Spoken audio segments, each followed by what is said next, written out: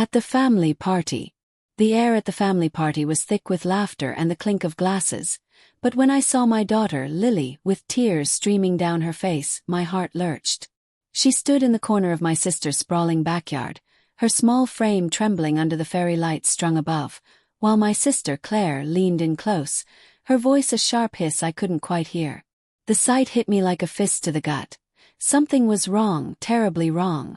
I pushed through the crowd, the chatter fading into a dull roar, my pulse hammering as I crossed the lawn, the grass damp under my shoes. "Lily, sweetheart, what's going on?" I asked, kneeling beside her. Her eyes, red-rimmed and glassy, darted to Claire, who straightened up with a tight smile, brushing her blonde hair back like nothing was amiss. "Oh, she's just being dramatic," Claire said, her tone light but edged with something colder. "You know how kids are, Mark. Overreacting to nothing." Lily's lip quivered, but she didn't speak. Her silence screamed louder than words. I scooped her into my arms, her 8-year-old body curling into me, and carried her toward the house. The party's warmth, the smell of grilled burgers, the hum of music, felt like a lie now, a glossy veneer over something rotten. Inside, I sat her on the kitchen counter, wiping her tears with my sleeve. "Tell me, baby, what did Aunt Claire say?" She hiccuped, her voice barely a whisper. She said, "Mommy doesn't love you anymore. That she's got a secret." The words landed like a blade, slicing through the fragile trust I'd clung to for months. My wife Sarah had been distant lately. Late nights at the office, vague texts, a smile that never reached her eyes. I'd chalked it up to stress, to her new promotion, to life pulling us in different directions. But Lily's words cracked that denial open, and doubt poured in like floodwater. I kissed her forehead, promising ice cream later, and sent her to play with her cousins. My hands shook as I poured a glass of water, the cold liquid doing nothing to quell the heat rising in my chest. Back outside, I scanned the crowd for Sarah. She was by the fire pit, laughing with Claire's husband, Tom, her hand resting on his arm just a second too long. The sight twisted something deep inside me, a mix of anger and dread. I forced myself to walk slowly, each step heavy, the gravel crunching underfoot like bones. The party's glow felt garish now, the fairy lights casting long shadows that seemed to writhe. "Having fun?" I asked, my voice tighter than I meant it to be. Sarah turned, her green eyes catching the firelight, and for a moment, I saw a flicker of something, guilt, fear. But she smiled bright and practiced. "Of course, babe. You okay? You look pale." Her concern felt hollow, like a line rehearsed too many times. I wanted to confront her right there to demand answers, but the crowd pressed in. Relatives, neighbors, Tom's smug grin as he sipped his beer. Instead I nodded, muttering something about checking on Lily. My mind churned, replaying every odd moment from the past few months. Sarah's phone always face down, her sudden interest in work trips, the way she'd started locking her laptop. Small things, easily dismissed, until they weren't.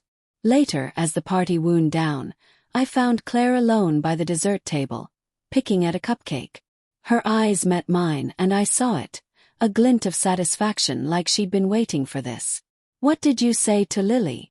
I asked, keeping my voice low, though it trembled with barely contained rage. She shrugged, licking frosting off her finger. "Just the truth, Mark. Kids deserve honesty, don't they? Stop playing games." "What truth?" Her smile was sharp, a knife's edge. "Ask Sarah about her late nights with Tom. You're not stupid, Mark. You've seen it." The ground tilted beneath me. I wanted to scream, to call her a liar, but the pieces were slotting together too neatly. Tom always lingering too close. Sarah pulling away. I stumbled back to the house, my breath shallow, and found Sarah in the living room, gathering her purse. "We need to talk," I said, my voice a stranger's. Her face paled, but she nodded. We drove home in silence, Lily asleep in the back seat. The car smelled faintly of her perfume, a scent that used to comfort me but now felt like a betrayal. At home, I tucked Lily into bed, her small hand clutching mine, and then faced Sarah in the kitchen. The fluorescent light buzzed overhead, casting harsh shadows. Lily said something tonight. I started my throat tight. About you. And Tom. Her eyes widened, but she didn't deny it. That silence was worse than any confession. Mark, it's not what you think, she said finally, her voice breaking. It was a mistake. A stupid, awful mistake. A mistake. The word tasted like ash. How long? She looked away, her hands twisting together. A few months. It didn't mean anything. I was lonely, and you were always so distant. The accusation stung, but it wasn't wrong. I'd buried myself in work, in routine, thinking love could coast on autopilot. But that didn't justify this. You let Claire tell our daughter. Asked, my voice rising. You let her carry that. I didn't know Claire would. She stopped, tears spilling down her cheeks. I'm so sorry, Mark. Love you. I love Lily. I'll do anything to fix this.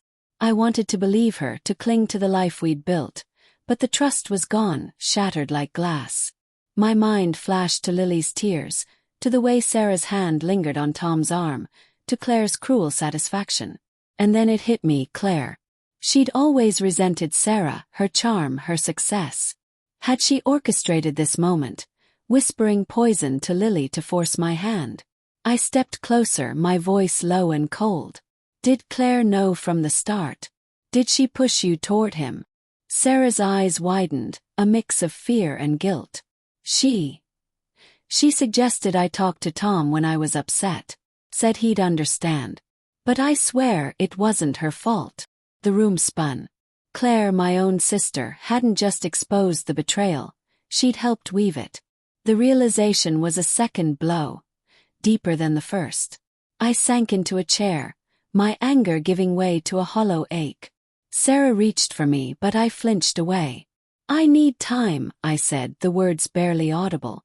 The next morning I took Lily to the park, her small hand in mine as we watched ducks glide across the pond. She was quiet, her trust in her mother bruised but not broken. I envied her resilience. Back home, Sarah was waiting, her eyes red from crying, a suitcase by the door. I'm going to stay with my mom for a while, she said. Give you space. I nodded, too numb to argue. As she left, the house felt too big, too empty. But the real shock came later when I checked my phone. A text from Claire. You're welcome. She didn't deserve you. The words burned, confirming her role in this unraveling. My sister, my wife, my family. All tangled in a web of betrayal. I sat alone in the dark, Lily's laughter echoing from her room, and realized the deepest cut wasn't Sarah's affair or Claire's manipulation. It was the truth I'd ignored for too long. I'd let love slip through my fingers, and now I had to decide whether to fight for it or let it go.